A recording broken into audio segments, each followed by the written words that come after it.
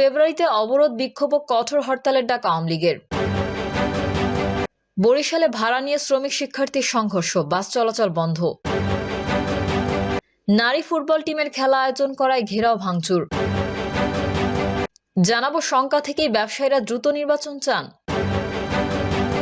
এবং সর্বশেষ জানাবো জুলাই বিপ্লবে আহতদের চিকিৎসায় আসছে সিঙ্গাপুরের চিকিৎসক দল। এতক্ষণ শুনছিলেন সংবাদ শিরোনাম, এবারে বিস্তারিত। তবে তার আগে অনুরোধ থাকবে আমাদের চ্যানেলটি সাবস্ক্রাইব করে বেল আইকনটি ক্লিক করুন। ফেব্রুয়ারিতে অবরোধ, বিক্ষোভ ও কঠোর হরতালের ডাক আওয়ামী লীগের।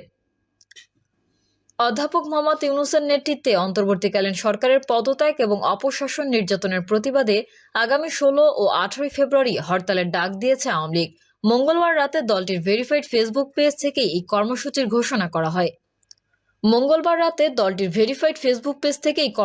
ঘোষণা করা হয়। এতে বলা হয়, অন্তর্বর্তী সরকারের পদত্যাগের দাবিতে এবং হরতাল অবরোধ কর্মসূচি বাস্তবায়নে ফেব্রুয়ারি শুরু থেকেই মাঠে নামার ঘোষণা দিয়েছে আওয়ামী লীগ। ঘোষিত কর্মসূচি অনুযায়ী আগামী 1 ফেব্রুয়ারি থেকে 5 ফেব্রুয়ারি পর্যন্ত দাবির লিফলেট বা প্রচারপত্র বিলি করবে দলটি। 6 ফেব্রুয়ারি দেশে প্রতিবাদ মিছিল ও সমাবেশ করে অনুষ্ঠিত হবে। 10 ফেব্রুয়ারি অনুষ্ঠিত হবে বিক্ষোভ মিছিল ও সমাবেশ। আর 16 ফেব্রুয়ারি অবরোধ এবং 18 ফেব্রুয়ারি দেশব্যাপী সকাল সন্ধ্যা সর্বাত্মক কঠোর হরতাল কর্মসূচি ঘোষণা করা হয়েছে।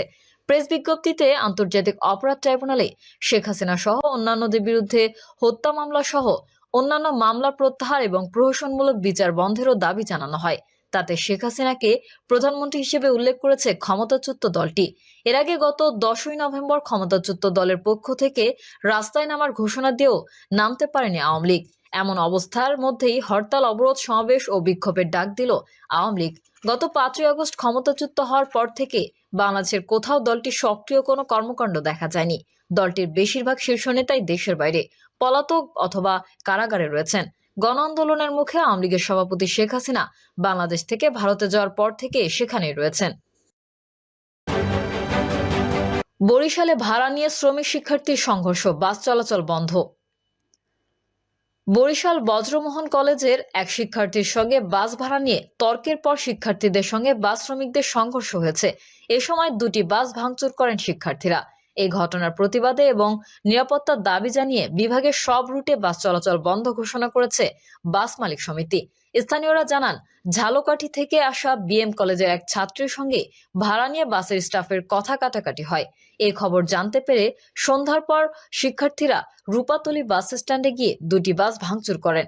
এ সময় বাস শ্রমিকদের সঙ্গে তাদের সংঘর্ষ বাধে। খবর পেয়ে বৈষম্যবিরোধী ছাত্র আন্দোলনের নেতারা ও কয়েকটি কলেজের শিক্ষার্থীরা যোগ দিয়ে সড়কে আগুন জ্বালিয়ে অবরোধ করেন। এ সময় তারা বাস স্টাফের বিচার সহ 8 দফা দাবি জানান। রূপতলী বাস মালিক সমিতির সভাপতি জিয়াউদ্দিন শিকদার জানান, বাস মালিক ও শ্রমিকরা নিরাপত্তার দাবিতে বরিশাল বিভাগের সব রুটে বাস চলাচল বন্ধ করে দিয়েছেন। এ বিষয়ে বরিশাল কোতোয়ালি মডেল থানার ভারপ্রাপ্ত কর্মকর্তা মিজানুর রহমান বলেন, শিক্ষার্থীদের সঙ্গে বাস শ্রমিকদের হামলা ভাঙচুরের খবর পেয়ে ঘটনাস্থলে অতিরিক্ত পুলিশ মোতায়েন করা হয়েছে। বর্তমানে পরিস্থিতি শান্ত রয়েছে। নারী ফুটবল টিমের খেলা আয়োজন করায় ঘেরাও ভাঙচুর। জয়পুরহাটের আক্কেলপুর উপজেলার তিলকপুর উচ্চ বিদ্যালয় মাঠে নারী ফুটবল টিমের খেলা আয়োজন করায় ঘেরাও করা টিনের বেড়া ভাঙচুর করা হয়েছে। মঙ্গলবার আসরের নামাজের পর এলাকার বিক্ষুব্ধ মুসল্লি ও মাদ্রাসার ছাত্ররা জড়ো হয়ে খেলার মাঠে টিনের বেড়া ভাঙচুর করেন। এই ঘটনাটি সামাজিক যোগাযোগ মাধ্যম ফেসবুকে লাইভ প্রচার করা হয়। জানা গেছে, আক্কেলপুরের তিলকপুর উচ্চ বিদ্যালয় মাঠ টিন দিয়ে ঘেরাও করে ফুটবল খেলার আয়োজন করা হয়। স্থানীয় টি স্টার ক্লাবের উদ্যোগে প্রায় 1.5 মাস ধরে ফুটবল খেলা চলছিল। খেলা দেখার জন্য টিকিট চালু করা হয়েছিল। প্রতিটি ম্যাচে মাটিতে বসে 30 টাকা ও চেয়ারে বসে 70 টাকা। সম্প্রতি ওই খেলার মাঠে টিনের বেড়া খুলতে গিয়ে উপজেলা সহকারী কমিশনার মনিরা সুলতানা দর্শক ও আয়োজকদের রোষানলে পড়েছিলেন। এ ঘটনায় তিলকপুর ইউনিয়ন পরিষদের একজন গ্রাম পুলিশ আহত হয়ে উপজেলা স্বাস্থ্য কমপ্লেক্সে চিকিৎসা নিয়েছিলেন। ওই মাঠে বুধবার জয়পুরহাট ও রংপুর নারী দলের ফুটবল টুর্নামেন্ট আয়োজনের কথা ছিল। এলাকায় সেটি প্রচারও করা হয়। এতে মুসল্লিরা ক্ষিপ্ত হয়ে ওঠেন। তারা মঙ্গলবার আসরের নামাজের পর তিলকপুর রেল স্টেশনের সামনে স্বাধীনতা চত্বরে জড়ো হন। এরপর তারা সেখান থেকে গিয়ে খেলার মাঠে টিনের বেড়া ভাঙচুর করেন। বিক্ষুব্ধ মুসল্লিদের বক্তব্য, ভাঙচুরের বিষয়টি সামাজিক যোগাযোগ মাধ্যম ফেসবুকে মোহাম্মদ মেজবাউল মন্ডল নামে একটি আইডি থেকে লাইভে সম্প্রচার করা হয়। 24 মিনিট 54 সেকেন্ড সময় ধরে লাইভ চালানো হয়েছে। সেখানে দেখা যায় তিলকপুর রেল স্টেশনের সামনে স্বাধীনতা চত্বরে মুসল্লি ও মাদ্রাসা শিক্ষার্থীরা জড়ো হন। সেখানে কয়েকজন মাওলানা বক্তব্য দেন। টি স্টার ক্লাবের সভাপতির পদে রয়েছেন আক্কেলপুর উপজেলা বিএনপির সাংগঠনিক সম্পাদক সামিউল হাসান ইমন। তিনি ঢাকা পোস্টকে বলেন, ওই মাঠে ছেলেদের খেলা হচ্ছিল। আগামীকাল বুধবার বিকেলে জয়পুরহাট রংপুর নারী ফুটবল দলের খেলা ছিল। আজ মঙ্গলবার আসরের নামাজের পর মাদ্রাসার ছাত্রসহ মুসল্লিরা খেলার মাঠে হামলা চালিয়ে টিনের বেড়া ভেঙে দিয়েছে। এতে লক্ষাধিক টাকার টিন নষ্ট হয়েছে।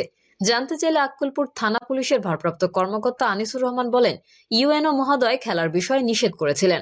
মাদ্রাসার ছাত্ররা গিয়ে সম্ভবত প্যান্ডেল বা যা ছিল তা খুলে ফেলেছে। এ বিষয়ে কেউ অভিযোগ করেননি। এ ব্যাপারে জানতে আক্কেলপুর উপজেলা নির্বাহী কর্মকর্তা মঞ্জুরুল আলমের মুঠোফোনে কল করলে তিনি রিসিভ করেননি। শঙ্কা থেকেই ব্যবসায়ীরা দ্রুত নির্বাচন চান। সম্প্রতি বিএনপির মহাসচিবের একটি বক্তব্যকে কেন্দ্র করে বহুল আলোচিত 111 বা 111 সরকারের প্রসঙ্গটি রাজনীতিতে নতুন করে সামনে এসেছে। স্মরণ করা যেতে পারে, সেনা নিয়ন্ত্রিত ও সরকারও নানাবিধ সংস্কারে হাত দিয়েছিল। বিশেষ করে তাদের রাজনৈতিক সংস্কার কর্মসূচিকে তখন -2 ফর্মুলা বলে অভিহিত করা হচ্ছিল।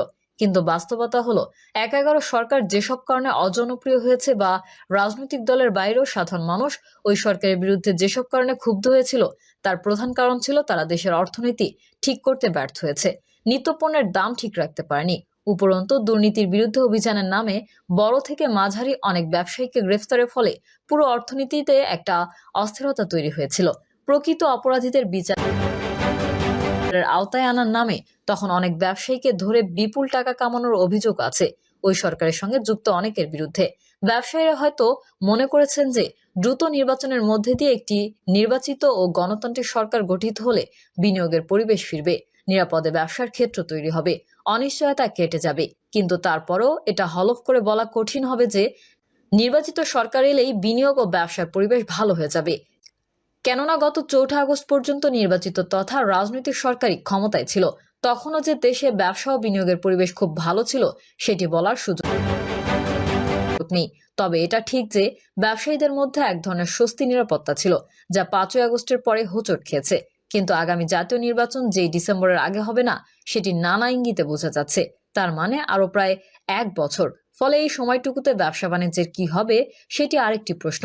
অতএব অন্তর্বর্তী সরকারের উচিত হবে ব্যবসায়ী ও শিল্প উদ্যোক্তাদের সঙ্গে বসে তাদের সমস্যাগুলো অনুধাবন করা এবং অর্থনীতি ঠিক না করে কোনো সংস্কারই যেন অর্থবহ হবে না সেটি উপলব্ধি করা।